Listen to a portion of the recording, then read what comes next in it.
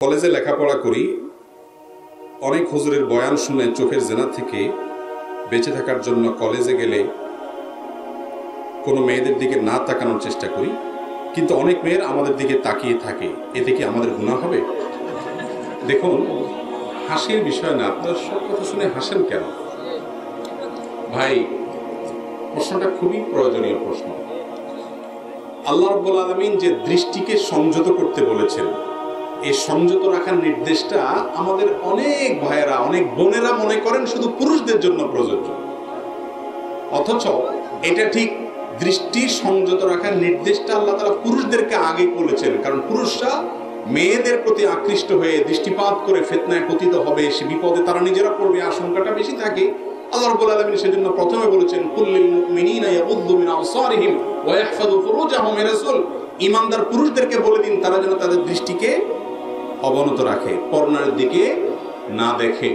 যে ব্যক্তি তার দৃষ্টিকে হেফাজত রাখবে, আল্লাহ রাব্বুল আলামিন এই দৃষ্টি দিয়ে বৈধ পাত্রে যেখানে দেখা তার জন্য হালাল, তার স্ত্রী হবে, সেখানে দেখার পর আল্লাহ তাআলা তার অন্তরের ভিতরে যে শান্তিটা দিবেন, যে আনন্দটা দিবেন, যে প্রশান্তিটা দিবেন, যে ভালো লাগাটা সৃষ্টি করে দিবেন, যে সুখটা আল্লাহ তাআলা দিবেন, ওইটা হারাম দিকে তাকায়া তাকায়া যে অবৈধভাবে স্বাদ নিয়েছে, আল্লাহ তাআলা সেই হারামখোরকে দিবেন না।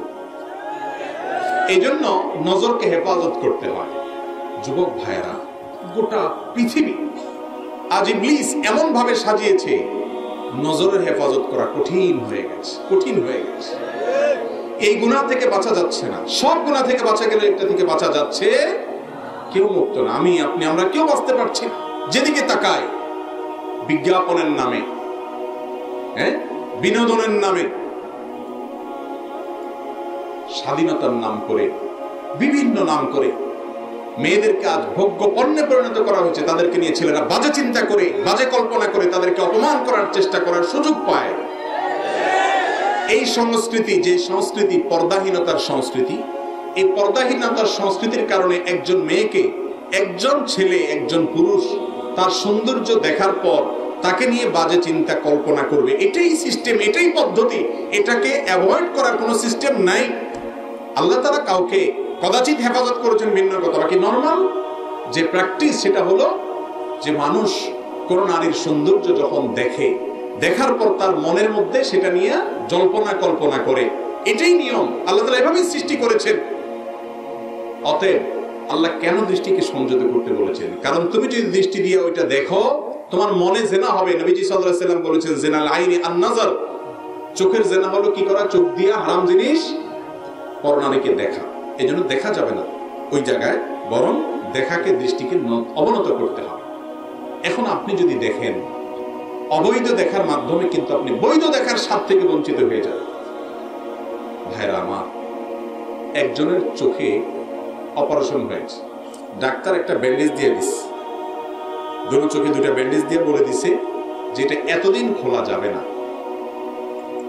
সে কয়দিন পরে যাইতে না যাইতে বলো যে মাথা খারাপ, লাল নীল এটা নিয়ে আসছে বাজার থেকে, ওটা নিয়ে আসছে নতুন কিনে, সবাই দেখতেছে, সবাই এটা নিয়ে মন্তব্য করতেছে, আমি দেখতে পাচ্ছি না। কেমন কথা? একজন এসে তার বুদ্ধি দিল, তোর মাথা খারাপ বেটা, চোখ তোর, চোখের মালিক তুই, ওই ডাক্তার বেটার কথা শুনে তুই চোখ দিয়ে দেখবি না? কেমন কথা? আমার চোখ, আমি দেখবো, যা ইচ্ছা তা দেখবো, স্লোগান ধরাই দিস। ধরাই দেওয়ার পর সে টান দিয়ে ব্যান্ডেজ করে ফেলবে, যা হওয়ার হবে, একটু ব্যথা লাগলো, একটু তাকানোর চেষ্টা করতেছে। অপারেশন করা চোখ, কিন্তু এই লোক কিন্তু ঝাপসা ঝাপসা দেখবে, যদি সেই লেভেলের হয়ে থাকে আর কি। ঠিক না বেঠিক? সম্ভাবনা আছে যে হয়তো একটু ঝাপসা ঝাপসা দেখবে, কিন্তু এরপরে কি হবে? চিরকালের জন্য অন্ধ হয়ে যাওয়ার ভয় আছে না নাই? ভালো করে সারে নেয় এখনো, তার আগের থেকে সে ব্যান্ডেজ করে ফেলছে, বিপদ হওয়ার ভয় আছে না নাই?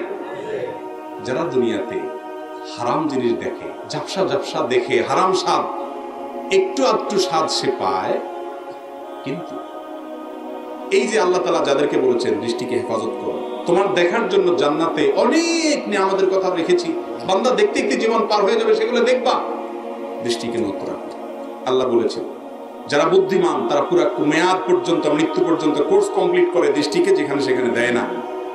আর যারা বোকা, এদেরকেও যে স্লোগানে দেয় আমার চক্ষু আমি দেখবো, যাহা ইচ্ছা তাহা দেখবো, দেখবো এবার জগৎটাকে, এই সমস্ত স্লোগান শুনে সে স্বাধীনভাবে একটু ডানে বামে দেখে হারাম জায়গা দেখে, অনন্ত অসীমকাল জান্নাতে নেয়ামত দেখা থেকে সে বঞ্চিত হবে কি হবে না? আল্লাহ তাআলা আমাদের এই ফিতনার সময় চোখগুলোকে হেফাজত রাখার তৌফিক দান করুন।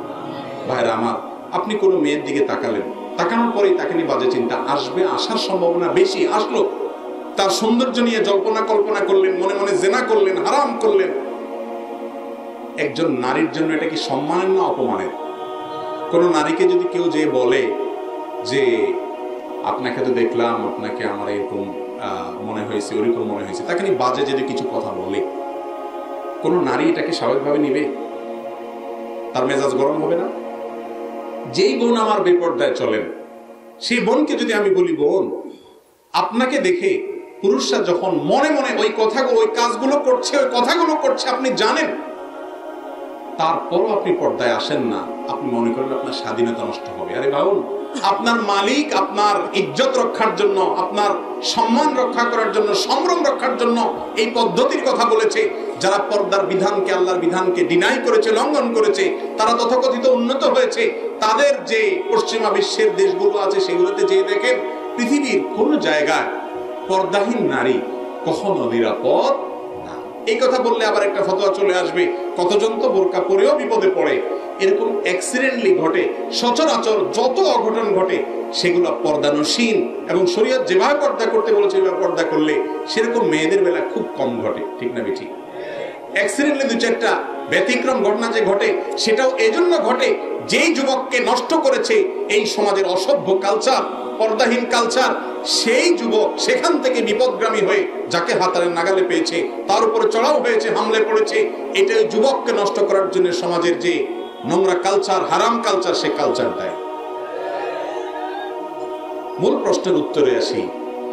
আল্লাহ তাআলা ছেলেদেরকে প্রথম নির্দেশ করেছেন চক্ষুকে সংযত রাখার জন্য, কিন্তু এর পরের আয়াতে আল্লাহ তাআলা বলেছেন ওয়াকুল লিল মুমিনাত ইয়াগুদুনা মিন আবসারিহিন্না ওয়া ইয়াহফাযনা ফুরুজাহুন্না। হে রাসূল, ঈমানদার নারীদেরকেও বলে দেন তাদের দৃষ্টিকে যেন তারা সংযত রাখে, তাদের লজ্জাস্থানকে যেন হেফাজত করে। তাহলে মেয়েদের উপর চোখের পর্দা, চোখের সংযত করা, এটা লাগবে কি লাগবে না? বিশুদ্ধ এবং গ্রহণযোগ্য ফতোয়া অনুযায়ী কোন মেয়েরা ছেলের দিকে তাকাতে পারে যদি ফিতনার কোনো আশঙ্কা না থাকে, তাকে নিয়ে বাজে চিন্তা করার, বাজে জল্পনা কল্প করার বা মনের জেনা যেটা সেটা করার যদি আশঙ্কা না থাকে, তাহলে দেখা জায়েজ আছে। কিন্তু তাই বলে ফেল করে অনবরত দেখতে থাকা, প্রয়োজনে অপ্রয়োজনে, এবং বিশেষ করে যখন ওই হারাম চিন্তার জগৎ উন্মোচিত হয়, এরপরে যদি কোনো মেয়ে এরকম দৃষ্টিপাত করে, তাহলে সেক্ষেত্রে সেটা অবশ্যই গুনাহের আওতায় পড়বে, সেটা থেকে বেঁচে থাকতে হবে। এই যে উলামায়ে কেরামের আলোচনা প্রজেক্টরের মাধ্যমে প্রচার করা হয়, অনেক সময় ভিডিওগুলো ইউটিউবে যায়, ফেসবুকে যায়, সেখান থেকে আমাদের মা বোনরা দেখেন। এই বিষয়ে আমাদের এর আগে স্পষ্ট মাসআলা বলা আছে, যে বিষয়ে দুইটা মত বড় বড় ইমামদের থাকলেও বেশি বিশুদ্ধতর এবং গ্রহণযোগ্য মত হলো যে ফিতনার আশঙ্কা না থাকলে তারা এটা দেখতে পারবে।